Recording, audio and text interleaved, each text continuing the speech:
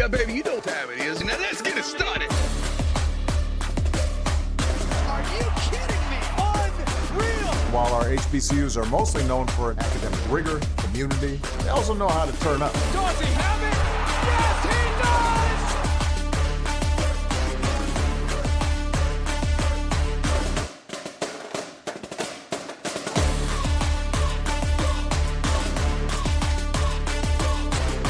And that might be the knockout punch.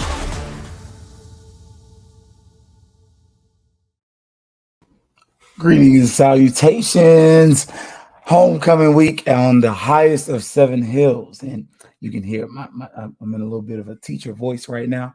But man, it's on a day when you have a lot of vibes and energy coming in.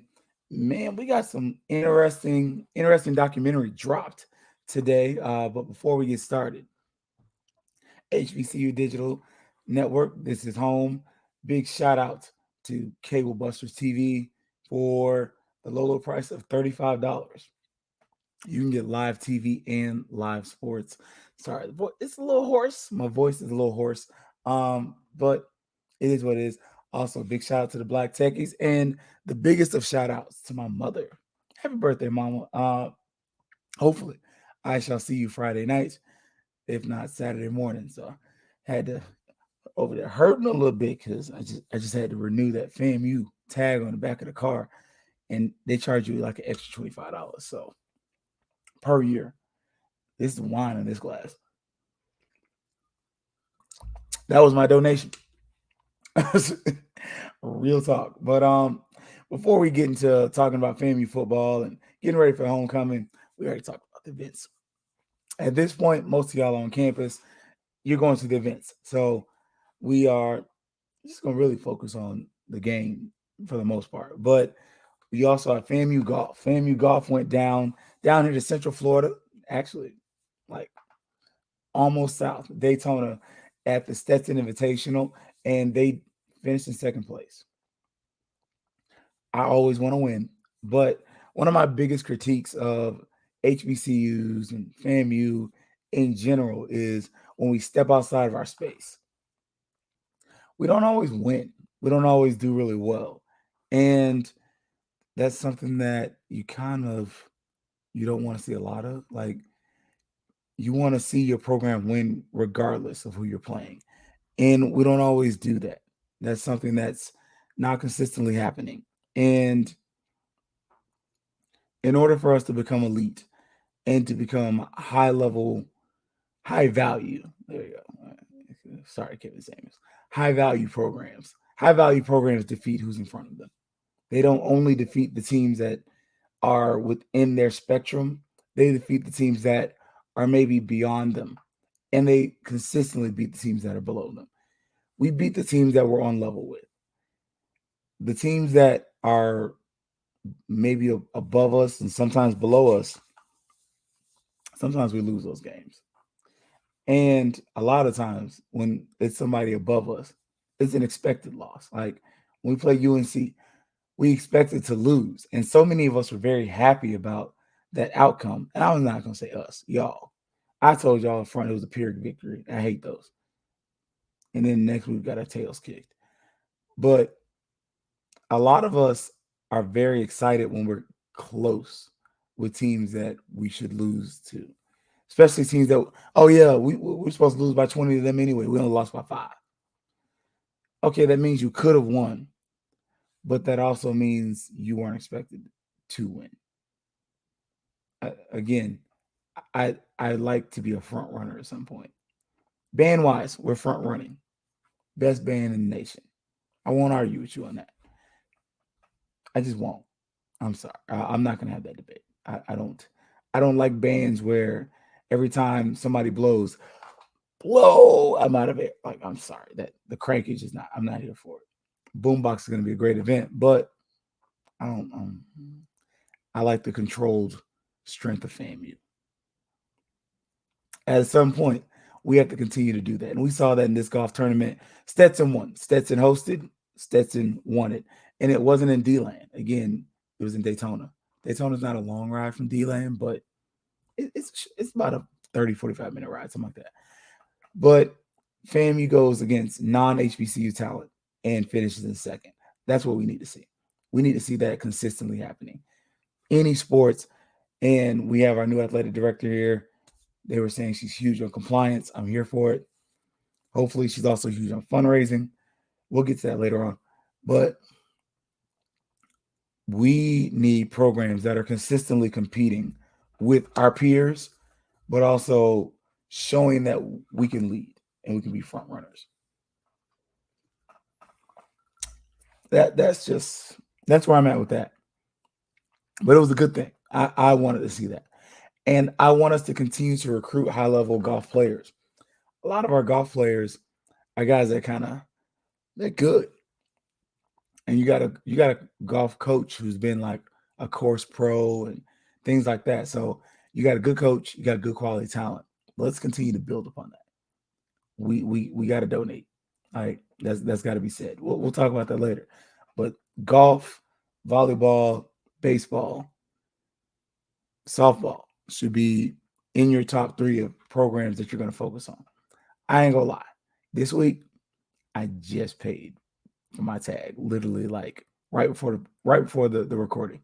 I renewed my FAMU license plate. So that was my donation for this week. Hit me up in a few weeks when I get paid again and we'll talk. But that was my donation to FAMU for homecoming week because I made sure that rattler tag on the back of my car doesn't have an old sticker on it. So you got a donation for this week. Hit me back up in a few weeks. My blessing will come later. But we got to get in the habit of making sure we're supporting that team, because if we're able to support that team and they can get quality facilities, they can do a lot. I personally think, I could be wrong. This is my personal opinion. Again, it's an opinion. I think with FAMU Golf, we could utilize Gaither as a practice facility. I don't know how much you can use Gaither as a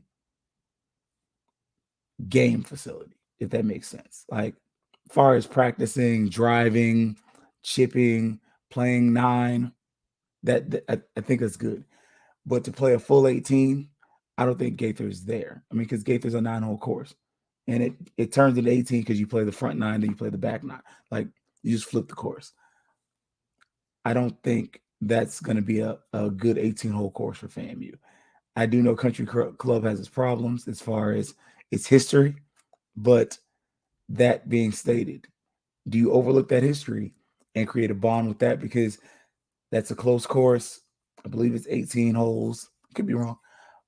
Or do you just go to Seminole? I think Seminole may be your best go-to, but again, I mean, you'd be ready as heck for when FSU has golf tournaments, but then you're sharing that golf course with them, and it's their golf course. Like, I don't know. That's we have to supply them with some type of facilities. That's just me. Some type of something, even if it's just a swing center on campus where they could just practice driving, practice this, practice that, and not have to get in their cars or get in a bus and drive. That's just something I think we need to look at, just as far as if we want to have a quality golf program and not just have it on the back of this guy's from Florida. He's a FAMU and he wants to stay here. We got to build something. That's where I'm at with it. But considering what you have, and I hate that we constantly say that, but considering what you have, FAMU is a good golf program. I think we win the SWAC this year. Again, there's not a lot you can do to dissuade me from that. I think we win the SWAC this year, and that's not the wine talking. I've said that before, so I don't get drunk like that. Sorry, but also FAMU volleyball, the SWAC champion FAMU volleyball team. Sorry, let me put some respect on their name, and I ain't gonna say it no more. But FAMU's volleyball team has been really good. I mean, FAMU's volleyball team has been good for decades. I mean, at this point, there's not a time in recent memory where FAMU's volleyball team wasn't good. We've not been elite, but to say we're not good, your mama's lying if that's the case. FAMU's volleyball team is really good. We've been better, but we are good. And I think FAMU volleyball, another program we need to continue to support. The court looks awesome.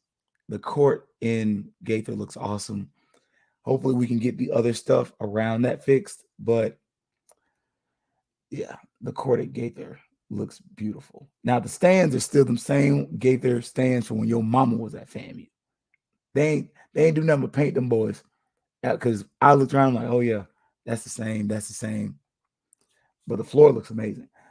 But we have the SWAC cluster coming up. And with the SWAC cluster, that's going to be where we're going to play Southern and Texas Southern. And honestly, I don't think we're going to lose either. We might get upset by Southern, and I'm giving them credit because they're Southern. Not even because I'm looking at stats, but because you're Southern. Like, I'm going to give you that. But that's about all. I'm not Texas Southern. I don't give you nothing. Like, till basketball season, that's the best basketball team in the conference normally. But nah, buddy. I think FAMU sweeps both of them. And I wouldn't be surprised if they go 3-0 on both. Like, Southern might win a match, but I think don't be surprised if FAMU goes 6 straight without losing. I should have looked that up earlier. I didn't. Y'all know, petty. Let me get the cell phone out, and it's not because somebody's up here, but yeah. Let me pull up the cell phone. I know this ain't good podcasting, but I'm gonna pull up the cell phone because I want to see if FAMU, like, did we lose any volleyball games in the last match? Like, real talk, real conversation. FAMU might be on a nice little streak of like not losing, like not losing a match. Like, we went with a BCU 3-0. What else we got? And I know this ain't great podcasting, me scrolling through here, but Valley 3-0. That's 6. Jackson State got 1. So right now, FAMU has not lost a stinking match in 2 games. FAMU could potentially go 12-0, and they've only lost 1 in 9. Jackson State got 1 on us. The other team's got Nathaniel. FAMU volleyball, it's a thing. Like, that's a program. Another program we need to put some money in. I'm not like, it's homecoming week, y'all, and I'm not even tooting my own horn. I just, like I said, the state of FAMU, they just hit me up on the tag, like, and I ain't even mad at it. I'm not. That's not a complaint, because again, something is literally coming to my lap that is going to pay for that. Like, God got me on that. I'm blessed. But that being stated, it's homecoming week. Let's open it up. Let's do a little something. Pick your team, donate, support. I normally choose a department. I'm a history. I was a history major. I normally send it to the history department because I'm biased. But if I had to choose a sports team other than the football team, it's probably baseball. Baseball, golf, or volleyball are my top 3 because I actually go to FAMU softball games. Like, I've gone to more FAMU softball games than I have FAMU baseball games. If I'm gonna keep it a whole dollar with you, I've been to more FAMU volleyball games than I have FAMU baseball. Probably FAMU volleyball is right on, not volleyball. Don't get me doing it. FAMU softball. Sorry, FAMU softball. FAMU softball is darn near on par with FAMU basketball. And that's literally going from my time as a child going to FAMU basketball games with my dad to being an adult. Because when I was in college, I was going to all the softball games because I took the class. So, Coach Williams, she was like, y'all come support us. I might use some extra credit or something. Might not, but it was fun. So I just went to the games because sometimes there's some cute girls too. I ain't gonna lie. Look, don't judge me. Don't judge me. Don't judge me. And they were good too. Like they're athletic. They were good looking. Oh, okay. I'm gonna support y'all. And I wasn't at the games just because they were cute. I was at the games because I was enjoying myself. But I digress. Let's get into this week's game of the week. And if you don't know, I also do the FQ FAMU Twitter page. And one of our sponsors for FQ FAMU, we got a little sponsorship going on with Underdog Fantasy. Use that promo code FQFAMU. Not gonna lie, it's a paid sponsorship. When you do a match your first time, they'll match you up to $100. And they shoot your boy a little something. They shoot your mans. I don't do the your boy thing. They shoot your mans a little something on the backside of that. So that helps pay for gas. So I'm just gonna be real with y'all. FQFAMU, use that code FQFAMU with the Underdog Sports Fantasy Sports thing. And I think basketball season is what I'm really waiting on, because I'm not gonna lie to y'all, NFL, I ain't been paying a lot of attention. I take my naps during the Bucks games because the Bucks been sucking and the Cowboys are frustrating me. So that being stated, I've been sleeping on that. But basketball season, probably gonna do a little fantasy, post some of that stuff on the FQ FAMU Twitter page, because they're really sponsoring them. They don't support the Fangs Up podcast. I just happen to be the benefactor because I own Fangs Up. I work for Fangs Up. That's my company. And then I also work for FQ FAMU. But getting into that, I'll check and see if they want to sponsor a brother for this. But that being stated, our football game of the week, it is homecoming. Arkansas Pine Bluff, the Golden Lions. If you haven't heard, they have fired their football coach. So they're coming in here without a football coach, head coach, but their offensive coordinator, I believe offensive coordinator, is taking over the reins. And they ran a CEO style program where the head coach he was the coach. He was over recruiting, all that kind of stuff. And I'm speculating with recruiting, but he delegated the responsibilities. And in doing so, the offensive coordinator ran the offense. The defensive coordinator ran the defense. So you were able to fire a coach, but not really be in a position where it hurt you offensively. For instance, if FAMU would fire Willie Simmons, like, I'm not even one of those people that's so like pro Willie that I'm gonna start being like, oh no, we couldn't do it without Willie. But I will say this: if you fire Willie Simmons, you take several steps back, unless you just had a coach that was there. Like if you had a coach that you knew was ready, willing, and astute, it's a good move. But right now, it's a bad move. Like, Willie Simmons may frustrate the heck out of you, but he's 5-2. We got killed by Jackson State. We got beat by UNC. And he did some dang good coaching at times at UNC. Like, y'all, if you haven't been paying attention, I'll ask Coach Simmons uncomfortable questions. I like to ask him a lollipop, and then I ask him uncomfortable. I like to be fair. I'll give you one question where, okay, bro, you gave me a really easy question to answer. I'm sorry. After that Jackson State game, it was not the time to get in his ass. It wasn't. I'm sorry. Excuse my language. But that was not the time to get in that man's backside about why are we still running zone defense? Why have we not adjusted when obviously Shedeur is killing us in zone? That was not the moment. Sometimes you got to read the room. And it's easy to say what you wouldn't say to somebody until you realize I got to look at that man next week, and I need him to answer some of my questions. Because if I come in him sideways with those kind of questions after that game, Coach, what positives can you take away from this game? You saw Simmons' response. Hard to take anything good from this. Now, on the Monday press conference, why are we running the zone defense? It was there. I came with it later, But in the moment, I had to read the room.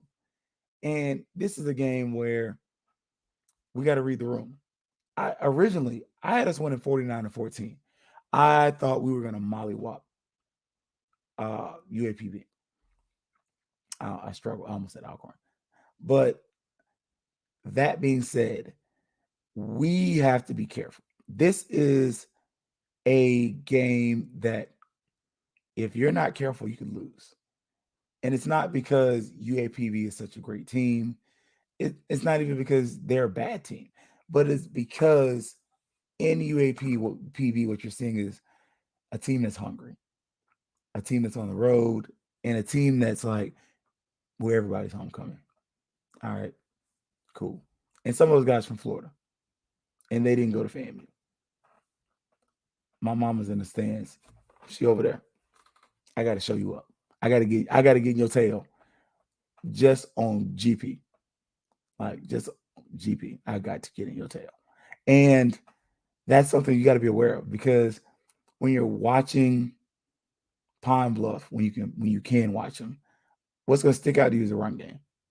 I'm one of the people that, I'll be honest, I'd rather look at your stats first, then look at your film, because then if I look at the stats and then the film, I know where to look. Whereas if I'm looking at the film and it's just pure film or pure video, I'm just enjoying the game. And I'm just watching the football game at that point. I'm a fan. I'm not like I told y'all, OBC, the whole second half, I was a fan. I was a fan. There was nothing to take from the game. I'm watching the crowd. I'm watching the band. I'm asking where the 100 is. I could give two blips about what was going on because we were getting killed. And what we were doing wasn't working, and we didn't adjust. So at that point, I'm a fan. Let me just fan out and just. That's what I'll do when I watch the games. I'm a fan. Oh, hey, UAPB's playing. Let's see. Let's see what we get here. All right, good game. Head movement. Like I did that with the Cookman game, Cookman Valley. I was just watching it. I didn't take a lot from it, but when I look at your stats first, okay, UAPB runs the ball a lot against most teams. Against most teams, they're run heavy. Some teams they were pass heavy, but they have one quarterback that is better than the other. You can tell that by looking at the stats. When one quarterback plays, their problem. When the other quarterback plays, you don't worry about it. That brother ain't gonna do it. Respectfully, the stats say that. And so in this game, FAMU is a zone-heavy defense. We love to run the zone. How do I know? The coach told me so, and I saw it. I watched the film. First, I watched the game. I sat at the game. I looked at the stats. And then I went with my question, like, Coach, what are we doing? Why? I wasn't ready. This is terrible. Like, that's how I do. And in looking at the UAPB game, that's what I did. I looked at the stats, and I went through every one of their games. And because I saw some film on them early, I was jaded. They're a run-heavy team. They're going to run the ball. Every highlight I see is them running the ball. And I look at the stats. I was like, they actually throw the ball more than I thought. I think they throw more off of play action. And the fact that we run so much zone defense, they're going to take advantage of that early. They've seen the South Carolina State film where our corners get mossed. They've seen the Jackson State film where the corners are getting mossed. They're seeing the Mississippi Valley State film where our corner gets beat deep. They see the Grambling film where we just look stupid. Needless to say, FAMU secondary is a liability because of the scheme. It's not that they're not talented. BJ Bowl can get picks. He can cover. But when you're constantly leaving our DBs in zone, once you run through the zone, you throw it to the hole in the zone. Only so much you can do with recovery speed. And to me, that's going to be the tail of the tape because FAMU defense lines it's a problem. And we'll see. Isaiah lands a game time decision per Coach Simmons. And I ain't gonna lie to you, I was listening to OG Strike Zone. Like I was listening to it, and I support those. I support those brothers. That's not my competition. Like I don't. That ONG Strike Zone is not my competition. That's my family. That's my FAMU league. I love when I see Kofi, Kelvin, and Brian do great things. Like that's family. I want them to win. And I'll watch their show. Just like I know sometimes they watch mine. And listen, they don't always do it, but I get notifications every once in a while. And that being stated, though, Coach Simmons was on their show stating that, hey, yeah, this guy's out, that guy's out. And he gave some great detail. Like, go back and watch Coach Simmons' segment on there. It was great. It was really good. Like you're gonna enjoy it. And full disclosure, I am pre-recording this. I'm recording on a Wednesday because I have a cousin that plays for Apopka. So I'm gonna go to Apopka High School football game, try to get some pictures. But yeah, so I try to be honest with y'all. I know it says live, but sorry to pop the bubble, break the third wall. I'm recording.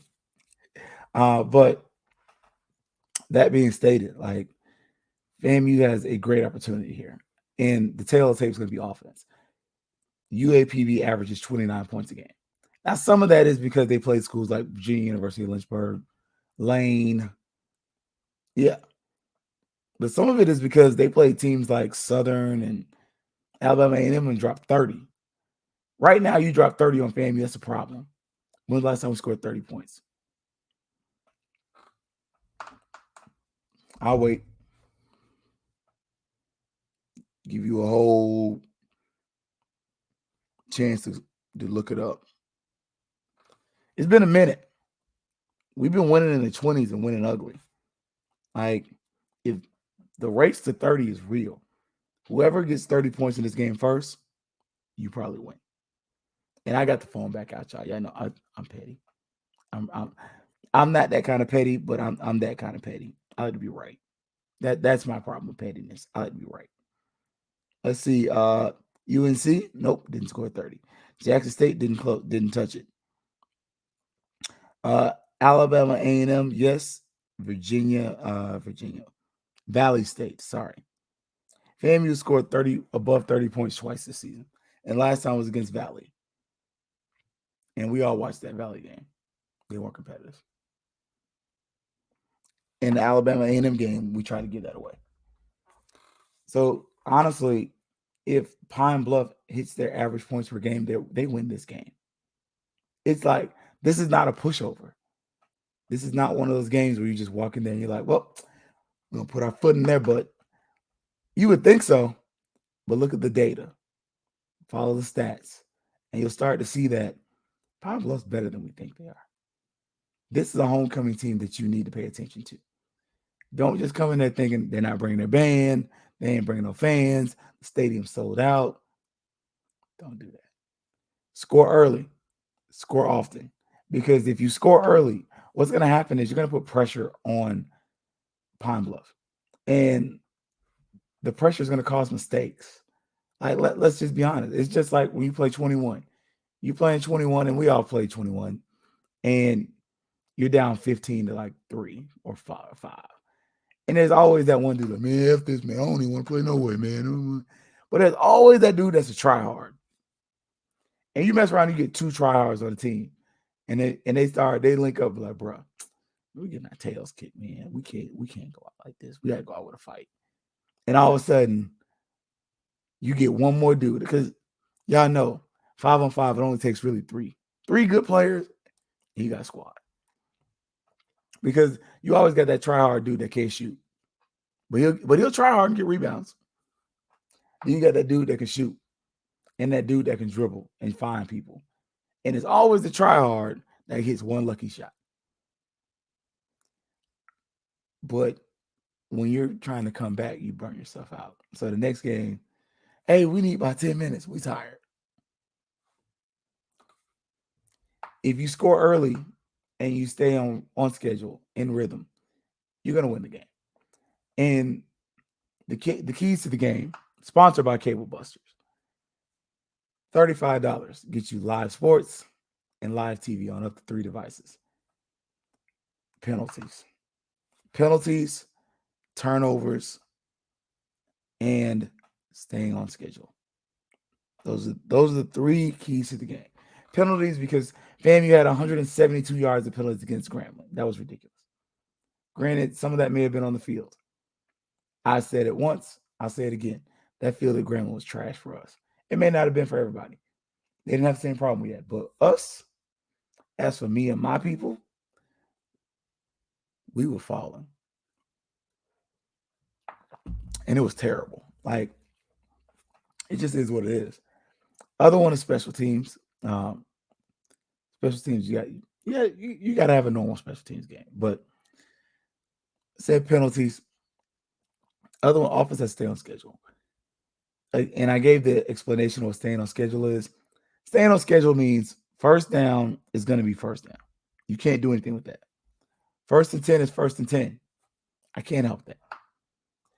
I can F it up or I can make it better. I can F it up by getting a penalty. If I get a stinking penalty and it's 1st and 15, I've literally just cut out a bunch of plays out of the playbook. 1st and 20, 1st and 25. I'm taking plays out of the playbook. 1st and 5, though, because you drew it offsides. Now I've added plays. Because now, 1st and 5, I can just run the ball. Oh, you got 2 yards. Who cares? It's 2nd and 3. Oh, you got 2 yards. It's 3rd and 1. You got a yard. First down. We have to limit the long drives. One of the things, go back and watch FAMU's film. And at times, it's really easy to criticize Willie Simmons. But then it's also those times where you got to go back and look and say, what's he dealing with? What's he cooking with? Is he cooking with the Bay Dye or that 99-cent seasoning? Or is he using McCormick's? Because y'all know it's a difference. McCormick don't taste the same as other stuff. And then you get Spice Island. That junk is not even fair. They put a little extra something in their paprika to make it extra paprika. That paprika be paprikan.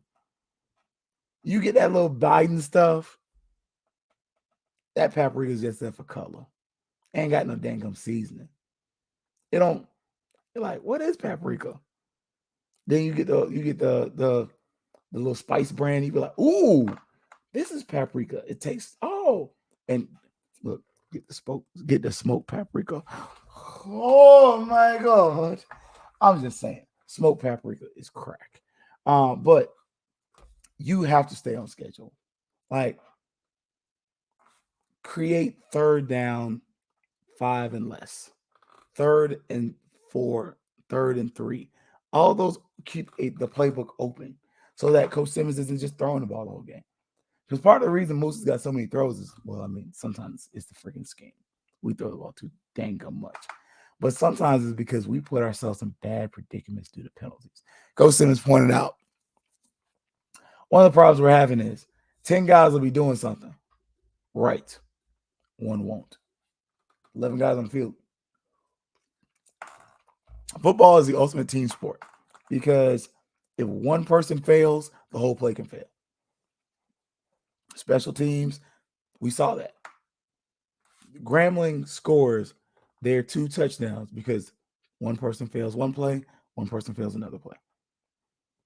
That's it. Against South Carolina State, they score because one person fails. Now, I think they were put in a bad position, but I digress.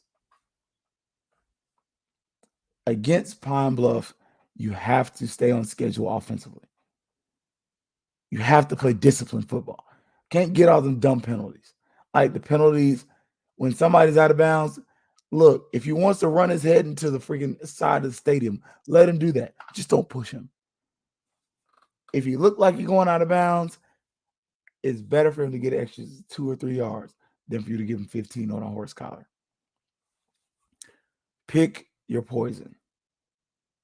But sometimes we make it difficult. I'm just saying. Those are my really my big two. I gave 3, but those are my big 2. Like, got to cut down the penalties. Offense has to stay on schedule because the defense is going to do what they do. FAMU's defensive line is getting penetration. And if Isaiah Lamb plays, I speculate if he's going to play. I'll be there. I think he will, but the thing is going to be, is he going to be healthy? That's a definite question. And then if he does play, what are you risking? Because the next week you got Southern, and Southern's not playing.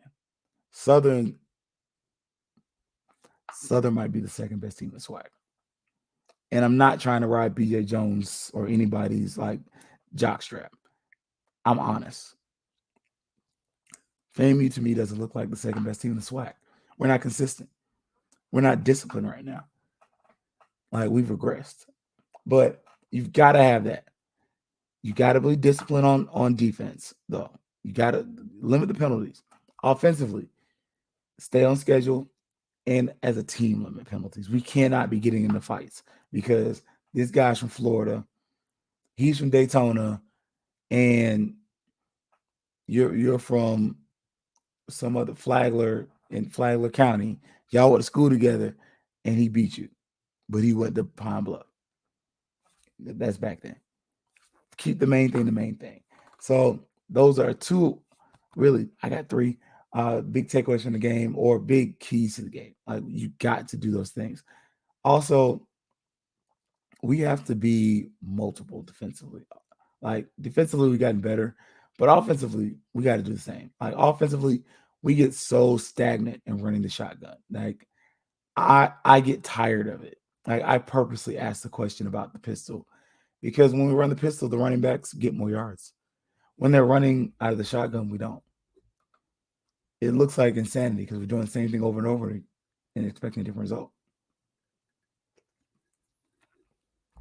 Could be me. But the game's going to be on HBCU Go. If you don't have the app, it should be on your local CW or the Grio. Those are, you'll notice sometimes the games are on 2 channels at one time. And it's completely sold out. I'm seeing resale tickets for $200+. I love FAMU. I just spent a good $60, $70 to renew my tag. I'm not spending $200 to sit and brag. It's special. Now I get it. This is the only game you're going to this year. That's great. But that money's not going back to fam. If it was $225 and the money's going back to fam, I might do it one time. And that's a key word. I might do it one time. I ain't gonna make it a habit. But yeah, the hotels are what they are. Friendly tips, though. Let's give you some tips going into the game from a native Tallahassean. Don't forget, you have 2 games going on the same day. Florida State is playing Georgia Tech, and FAMU is homecoming. Georgia Tech is not a bad ride. Atlanta to Tallahassee is not a bad ride, especially coming this way. They will have some fans. The Florida State game starts at 12. Kickoff is at 12. Noon kick, Doak S. Campbell Stadium, meaning FAMU parade. If you're trying to go kind of hit the let out, traffic's going to be stupid. Also, restaurants post game, it's our wait. I'm not even in the city, and I'm gonna tell you with full confidence, it's our wait. Unless you go on the north side. If you go to north side and you go to like Couches, Bayou Rouge, some of those places, there's Applebee's up there. There's a couple other spots on the north side. You might not catch that hour, but anywhere Midtown, south, all the way to the Wakulla County line, it's our. Don't get too upset. Don't start cussing people out. These people are doing their job. This is a big day for them. This is a huge financial windfall for some of them. Don't mess their day up by being a jerk because you're used to waiting 10 minutes. Again, it's 25,000 in the stadium. It's probably another 50 outside of it, plus the 80 at Florida State. Tallahassee has an additional 200,000 to 300,000 people in the city. Probably. Expect lines, expect delays. Leave early. Come with what you need. This is my FAMU bag. This is my bag that I carry my stuff in for the games. I'm not gonna lie to y'all. I packed my bag last week. I'm about to pack my daughter's bag as soon as I finish recording. Pack your bags if you haven't already left. Have your stuff ready. Have extra this, extra that. I forgot to get toothpaste, so I gotta go get some more toothpaste. My parents had some, so I'm not really worried. I need it for the house. But anyways, I'm just using my wife's. She got to be mad at me. But again, get whatever you need before you get there. Do not be surprised if things kind of run low, they run out. Again, FSU's got a home game with Georgia Tech, who's a regional team. ACC-wise, Georgia Tech is the most regional team to Florida State, not Miami. Miami's 8 hours from Tallahassee. Atlanta's about 4.5. That is the closest team to Florida State. They're going to bring a crowd. Just saying. So don't get mad at the lines. Also, make sure leave early. Like FAMU's kickoff, I believe, is 4 o'clock. Don't leave your house at 3:55 and expect to get a break. Don't leave at 3:30 and expect to get a break. Because 9 times out of 10, especially if it's a blowout, Florida State's going to be letting out when we're coming in. So that whole area is going to be a traffic nightmare. Downtown is going to get crazy. Friday night downtown is going to be stupid. Don't forget, FSU has downtown get down. Like, downtown get down is going to be going on. You know, a bunch of parties going on. It's going to be a packed atmosphere with a lot of people, a lot of different cultures. Be prepared, y'all. Like, I can't say that enough. Be prepared for long waits. Be prepared for moody people at times. Be prepared for a city that may not quite be ready to handle all of that. You're going to get long traffic lines in certain areas, and it's really not going to clear out till you get to way south, way east, north, or west. Again, be prepared. Like, I'm not telling you it's not going to be fun. It's going to be fun, but until you get to whatever your location is going to be, it's going to be wait. If you can cook, have some food already prepared. Thank God I got family in town. They said the mac and cheese is ready. The ribs is going to be there. Like, I ain't got to cook this time. And I love cooking. I just don't have time to do it.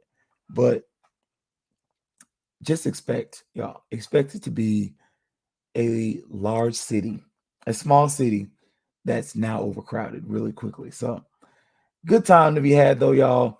FAMU, HBCU, homecoming. And let me get into one more thing before I get up out of here, because otherwise I'm not going to talk about it. Today, I forgot. I talked about the documentary, the Uninterrupted documentary. The Uninterrupted is LeBron James' company, and the title is How FAMU Responded to Ineligibility Claims, Advocated for Change. It's on YouTube. It's a 12-minute watch, 12 minutes and some change. It's solid. It's solid. You get your first watch, you're not going to get answers. Your second watch is where you get answers. I watched it 2 times, and then I saw the highlights. The big highlights are, it's going to talk about why the players were ineligible. And the players are telling you it's not because we didn't go to school. It's because compliance stuff wasn't done right. It also tells you what it cost people, especially Isaiah Land. Isaiah Land lost a money game. And he's pretty much telling you, I stayed at FAMU because I like the idea of earning it, not it being given to me. And I think Isaiah Land would have played at a larger school. I don't know if he would have seen quality snaps at Georgia, but I think he would have played. I think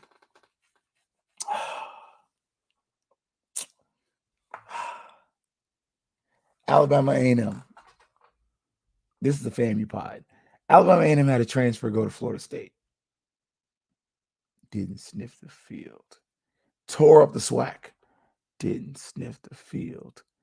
It was all world. Didn't sniff the field. He was barely able to get on the field at Florida State.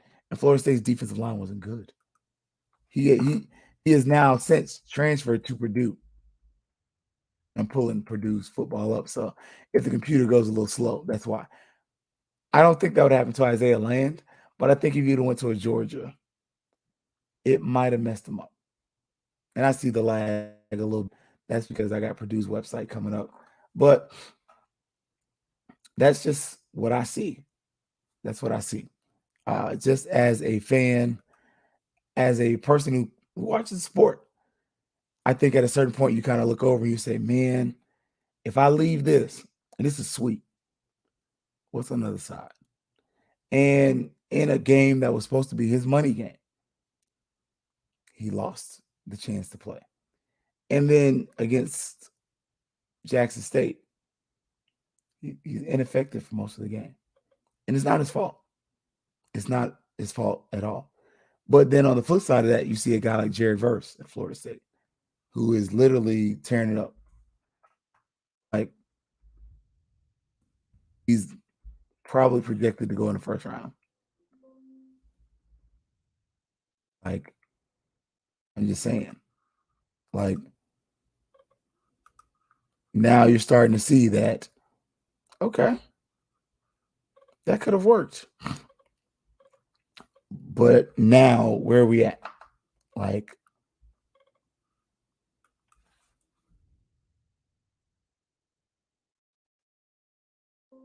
and man, my computer's acting funny. Oof. I'm not going to do it. I'm not going to do it. Because I want his name that bad. I do. But again, that being stated, you're starting to see that hurt. And you see Xavier Smith say the players weren't eligible because they weren't certified. It's of no fault of our own. It's not the athlete's fault that the adults didn't do what they were supposed to do. We went to class. We got good grades. We did what we were supposed to do. And we came to FAMU for a reason, to get an education and to make the university look good. And we failed them. And then they point out the lack of resources, which honestly to me is a terrible recruiting angle. You continuously telling me that you don't have the same thing as somebody else. That's negative recruiting on your own end. It's like you dating a chick and she's saying, I don't do this. Oh, okay. But then you meet another chick, she's like, oh, I do anything you want. Really? I've been dating this chick for like a couple weeks, but you'll do anything, whatever you like. You can have whatever you like. I'm going to go to the chick who gives me whatever I like. Sorry. I'm human. That's what these recruits are. They're hearing FAMU say, we don't have enough. And then you saw they gave you highlights of the UNC game. They point out the lack of resources. They also talk about financial aid. And y'all may not know, I used to work in financial aid, but I worked at Florida State. We don't know what the hell we're doing at FAMU with financial aid. And it's not just the office. It's really the students. We don't understand how it works. And part of it is we don't have a firm policy that is known. Financial aid should come out the third day of classes. And that's because that's what I was taught. That's how I was trained. I was at Florida State. Financial aid comes out the third day of classes. We tell them that religiously. So by the junior year, they know it's third day of class. I need to have my stuff. Where's my money? And 100% of your students didn't get their financial aid. Let's stop telling that lie. All the Florida State kids got their financial aid. The lies you tell. You don't know what you're talking about.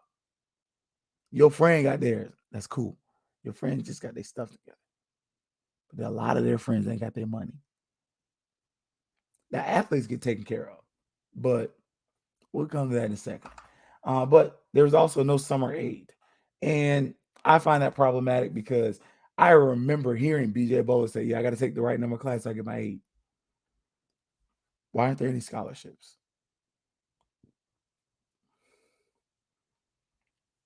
No athletic endowments, no nothing to pay for these students to get summer aid. They take their 9 hours of classes. 9 hours for full-time during the summer. Give them full disbursement. Pack it with grants. Keep it moving. Pack it with scholarships when you can.